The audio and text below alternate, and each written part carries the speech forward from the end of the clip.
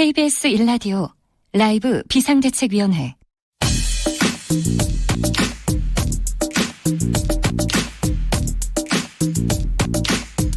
쏙 인터뷰. 귀의 속, 맘의 속, 쏙쏙쏙 인터뷰 시간입니다. 코로나19 사태가 장기화되고 있는데요. 인터넷을 통해서 잘못된 정보가 전염병처럼 정말 코로나19처럼 퍼지고 있습니다. 마늘이 좋다, 생강이 좋다, 카레가 좋다, 뭐 거기까지는 그럴 수 있는데 락스로 몸을 소독하는 사람들 생겨납니다. 그리고 어처구니 없게 소금물 본모기, 어이구 이것 때문에 큰 피해를 보기도 했습니다. 이란에서는 알코올을 마시면 바이러스가 죽는다 이런 말이 돌아서 수많은 사상자를 내기도 했습니다. 코로나19 가짜뉴스 정말 심각한데요. 이 가짜뉴스들 어떻게 해야 될까요? 그 대응책 알아보겠습니다. 한상혁 방송통신위원회 위원장 스튜디오에 모셨습니다. 안녕하세요. 예, 안녕하십니까. 높은 분이 또 스튜디오에 오셨네요. 네. 위원장님, 예. 취임 직후부터 예. 내가 다른 건 몰라도 허위 조작 정보, 가짜 뉴스는 강력하게 처벌하겠다 이런 얘기 하셨어요. 처벌이라는 표현보다는요. 규제라고. 예, 우리 사회가 가짜뉴스로 인해서 몸살을 앓고 있었고 지금도 앓고 있지 않습니까? 네. 이런 부분은 어떻게든지 국민의 뜻을 함께 모아서 네. 이 부분을 줄이거나 가장 최선의 방법은 없애는 게 맞겠죠. 네. 근데 그게 안 된다면 최소화시킬 수 있는 이런 방안을 마련을 해야 된다고 생각을 했고 예. 그런 정책들을 일관되게 추진을 하고 있습니다. 아, 하고 있습니까? 예, 예. 언론이 바로 서면 가짜 뉴스도 좀 줄어들 텐데요. 가짜 뉴스에 대응하기 위한 미디어의 본질적인 역할은 무엇입니까?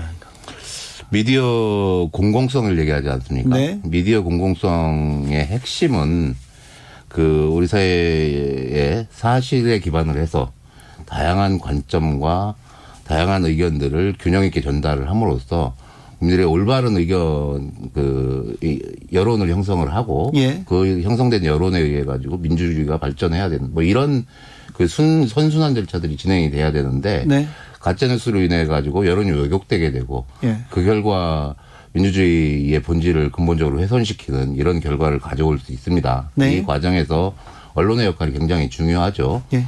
이런 올바른 여론을 형성해 나가는 미디어의 공공성 이런 부분들이 올바르게 지켜지게 된다면은 인터넷을 통해서나 여러 가지 방법을 통해서 무분별하게 유포되고 있는 가짜뉴스들이 현저히 줄어들 수 있는 가능성들이 존재한다고 생각을 합니다.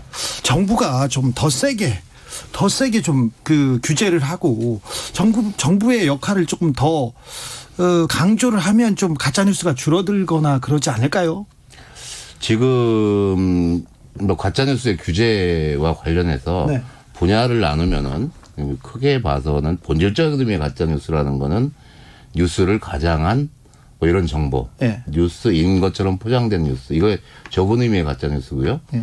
그 밖에 최근에 얘기됐던 것들이 허위 조작 정보라고 해서 내용도 거짓이고 또 의도성이 있는 이런 정보들, 네. 특정한 의도성을 가지고 사실관계를 왜곡한 이런 정보를 가짜뉴스라고 통칭을 하기도 하고요. 네. 또 최근에는 이제 좀 더 폭넓게 언론의 오보까지를 포함해서 가짜뉴스라고 얘기를 하기도 합니다. 네, 그렇습니다.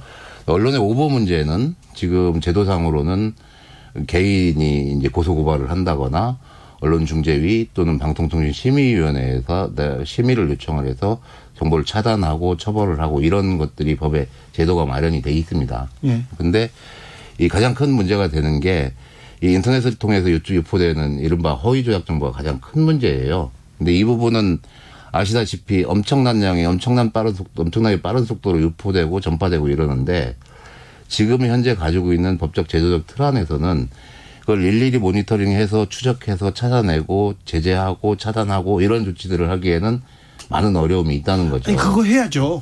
그래서 그런 부분들을 네. 다른 방식으로 규제책들을 만들어 나가야 되지 않을까. 이래서 가장 이 강력하게 규제를 행하고 있는 나라가 싱가포르와 독일을 볼 수가 있는데 네.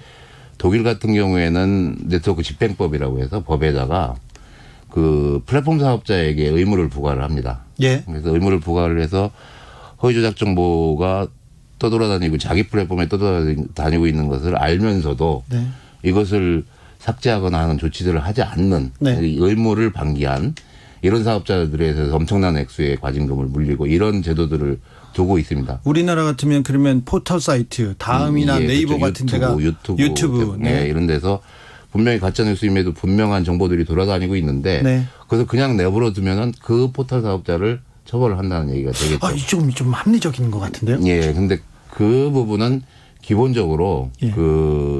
이 입법을 해야 되는 문제이고요. 입법이요? 예, 또 국회가 문제군요. 예, 입법을 해야 되는 문제이고 두 번째로는 네.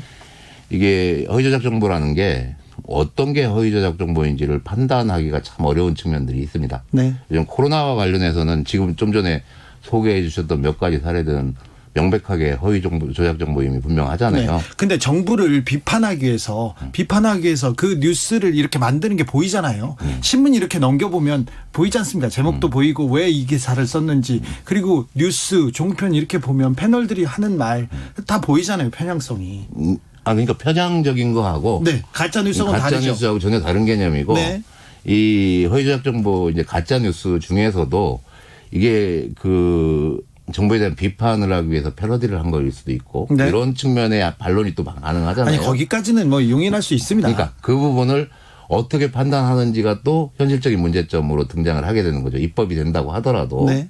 그래서 그런 부분, 표현의 자유와 상충되는 부분들을 최소화하고 그 포털 사업자의 책임을 강화하고 그리고 악의적인 정보를 의도성을 가지고 유포하는 사람에 대해서는 뭔가 처벌할 수 있는 근거들을 또 법에 마련을 하고 이러는 종합적인 대책들이 마련이 돼야 효과적인 규제들이 가능해지지 않을까 이렇게 생각을 합니다. 청취자분들의 질문도 계속 이어지고 있습니다. JJ리님, 방송통신위원장님, 나 할 말 많아요. 예, 저도 많아요. 네. 자이선무님, 다른 것 안 궁금하고 연봉이 궁금하다. 여기서 연봉 물어보는 건 아니에요. 네, 다른 데 가서 찾아보면 돼요. 정 궁금하면 나중에 저한테 물어보세요. 마인 SD님 좀 느껴지도록 해주세요. 지금은 하나도 못 느끼겠어요. 너무 가짜뉴스가 판쳐요. 이런 분도 있고요. 마크맨님 포털 메인에 뉴스 좀 빼주세요. 클릭수 올리려고 가짜뉴스 자꾸 생산합니다. 이런 분들이 있습니다. 아이고 예리하십니다. 안소영님 그놈의 가짜 정보와 유튜브에 무분별한 정보를 듣고 약국에도 유튜브에서 봤다고 말도 안 되는 검증 안 된 거 사러 오세요. 효과도 없다고 말해줘도 일단 달라고 합니다. 이 가짜뉴스 특별히 코로나 관련된 가짜뉴스는 지금 실생활에 지금 와닿는데요. 코로나 관련해서 좀 물어보겠습니다. 코로나 사태 이후에 가짜뉴스가 많이 지금 보입니다. 물론 메르스나 사스 때에 비해서는 많이 정화된 거를 저는 느낍니다. 그리고 언론도 조심하는 걸 느끼는데 아직도 가짜뉴스가 조금 심각한 상황입니다. 예. 아까 주진우 기자께서 소개해 주신 내용들이 있어요. 네. 구체적으로 뭐 소금물 갖고 이 감염병을 예방할 수 있다. 이런 것들은 감염을 더 확산시키는 이런 뭐 부작용도 가져오게 되고 네. 그런 개인적인 문제도 있습니다. 거기에 더해서 예를 들어서 확진자가 다녀가지도 않은 사업장에 대해서 네. 확진자가 다녀갔다고 하면 그 집은 어떻게 되겠습니까? 그렇죠. 예, 이런 문제들, 이런 유의 가짜뉴스도 있고 예. 또 거기에 더해서 정책 당국의 방역을 책임지고 있는 정부에 대한 불신들을 야기하는 가짜 정보들이 있을 수가 있습니다. 네, 네. 계속되고 있습니다. 예. 뭐 이 방역복이 제대로 지급되지 않는다거나 네. 뭐 이런 얘기들이 유포되고 있는 것들이 크게 봐서 정보를 왜곡시켜서 국민들을 직접적인 피해자로 만드는 경우도 있고 예. 방역 당국에 대한 국민의 신뢰를 저해시켜서 방역 활동을 방해하는 이런 류의 가짜 뉴스들이 있어요. 예. 이런 부분들은 어떤 거는 뭐 업무방해 혐의, 어떤 거는 공무집행 방해 혐의, 어떤 거는 명예훼손 혐의 이런 것들은 현행 법규에 처벌 법규들이 있습니다.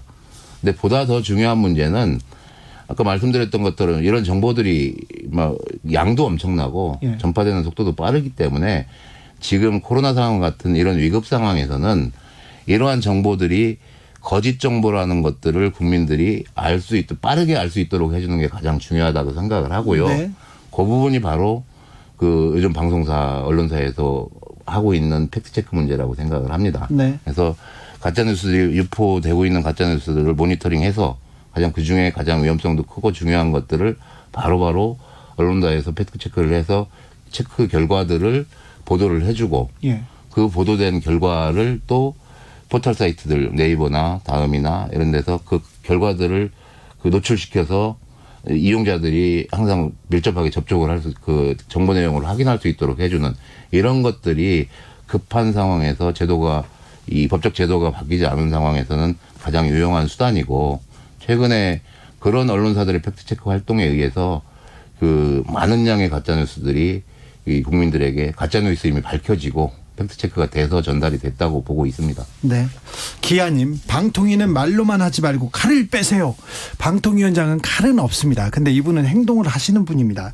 어떤 언론사, 어떤 민영방송 이렇게 보면은 이 우리나라의 코로나 방역이 실패했으면 좋겠다, 이런 투로 얘기하는 앵커들이 있습니다. 제가 보기에만 그렇습니까? 좀 똑바로 해라, 이렇게 얘기할 수 있지 않습니까? 방통위에서. 그렇게 하고 있죠. 하고 있습니까? 예. 정확하고 신속하게 정보를 전달해주고, 예.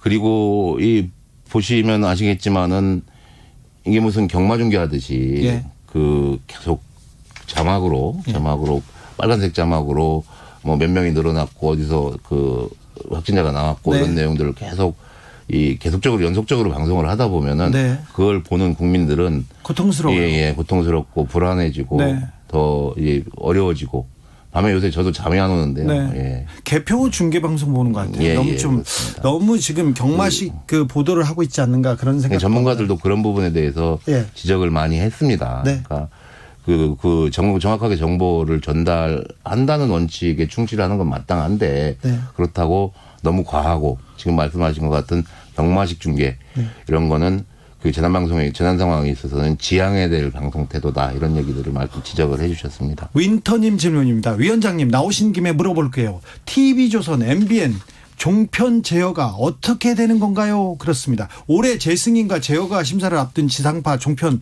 많지요? 이거 어떻게 진행되고 있습니까?